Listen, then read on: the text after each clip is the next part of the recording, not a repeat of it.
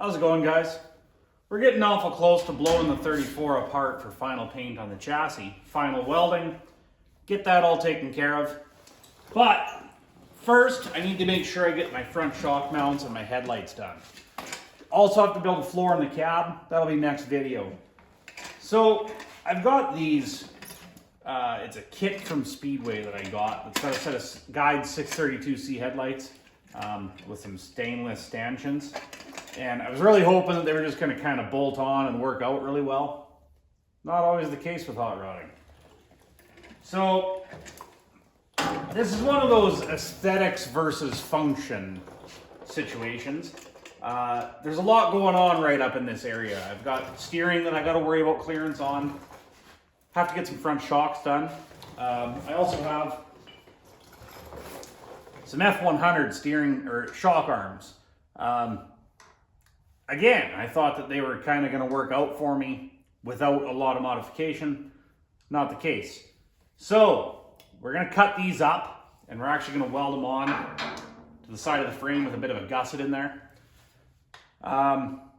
Should work out pretty good, but I want to make sure the headlights fit first. So got to drill a couple holes in the frame here where I want it, but it's hitting the grill shell.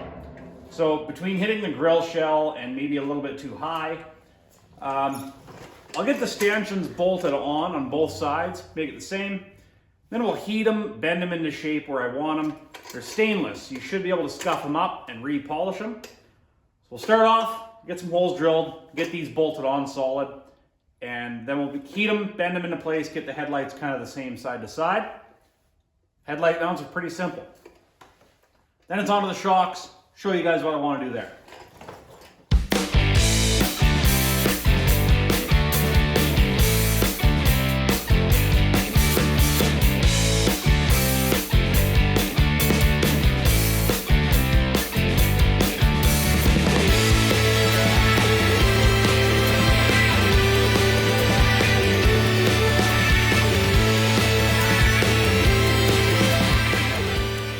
Okay.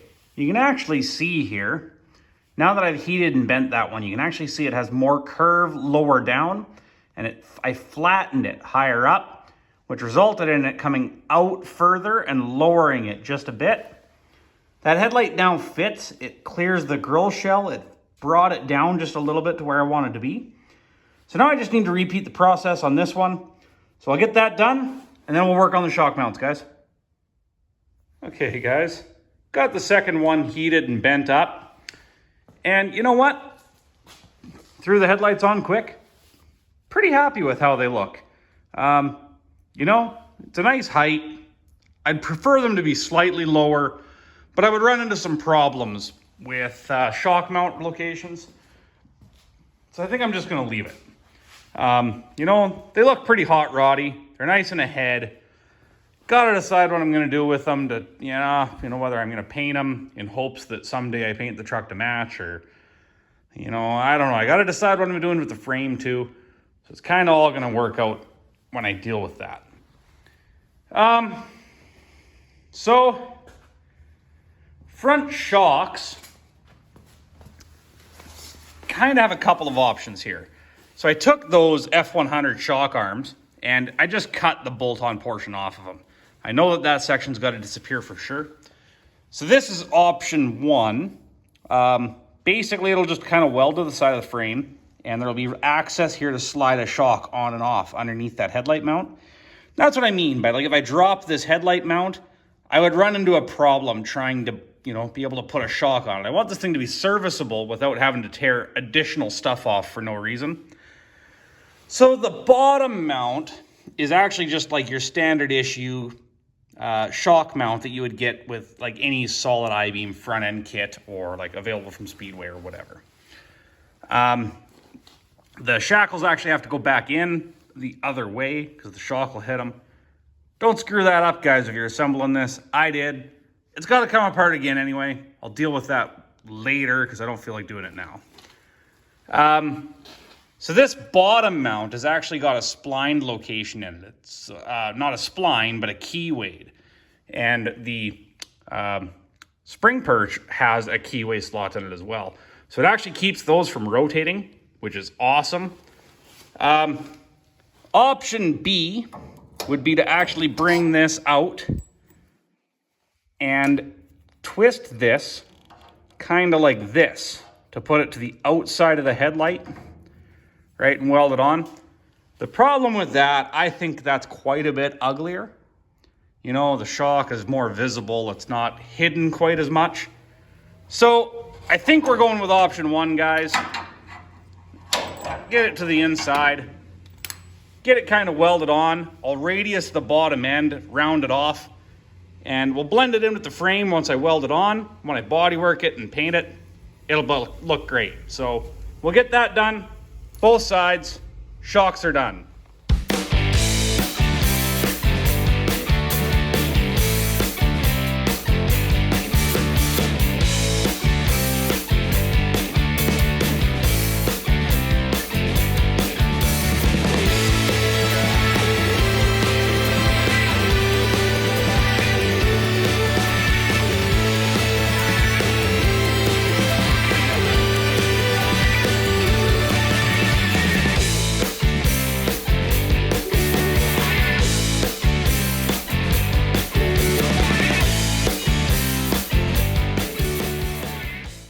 Okay, we got the front shocks tacked on.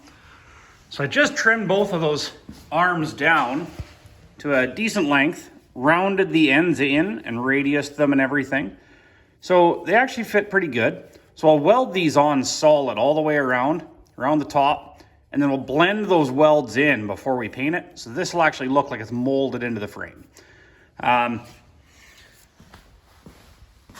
Wanted to make sure that there was enough clearance to be able to pull that shock off without removing the headlight stand. So I got it just below that. You know, and when you're standing up looking at it, you don't actually see that shock mount that much. The headlight kind of hides it, right? So that's what I wanted.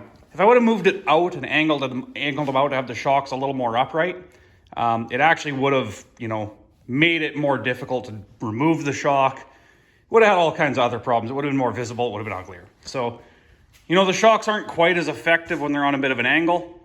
But really, I mean, this thing should ride great. You know, most hot rods have the shocks on an angle like that. That's no problem. So the other thing that we got to get done here before I pull this chassis apart for paint, I got to get these tacked onto the frame. So the brake lines, I measured, kind of made an estimated guess of what I needed, and it worked out to be a 12-inch line. Had to find these oddball fittings.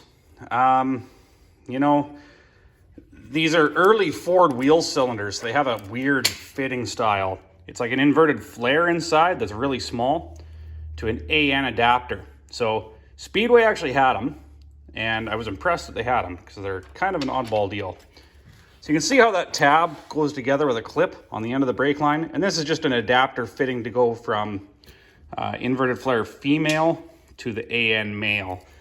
So we'll get those kind of tacked on, make sure that we can steer the thing both directions without any, you know, stretch or tug on the hose or anything. And then those will be ready to weld on as well. The back one I can't do until I pull the box back off. So I do have my list here. We can actually remove headlights, front shock mounts, right? So that's done. We'll get the front brake line tabs done. Then, like I said, once we pull the box off later on, I'll do the rear brake tab. Got this up here so I can remember. Floor will be up next in the next video. So let's get these tacked on.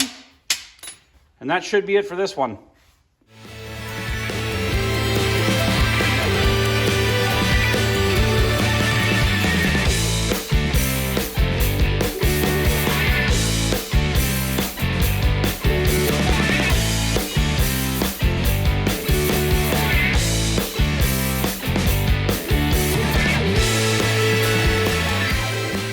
Guys, that literally only took a few seconds. So, got both tabs tacked onto the bottom of the frame there. I just kind of lined them both up in line with that center link. You know, it seems to work out pretty good. Turn the wheels all the way one way. And, you know, it doesn't hit anywhere. There's clearance around everything. And when we crank it the other way, the line still has a little bit of slack left in it. So with a little bit of slack left in the line, you know, it should have room to move through its suspension travel without ever getting tugged on. So I think we're in good shape, guys. Anyway, that's it for this one. We're basically ready. I got to build the floor in the cab, so that'll be the next video. Before this thing comes apart for paint, I want to get that done. Then I can paint the underside of the cab while it's off. But anyway, leave a comment, like, share, subscribe. Have a good one, guys.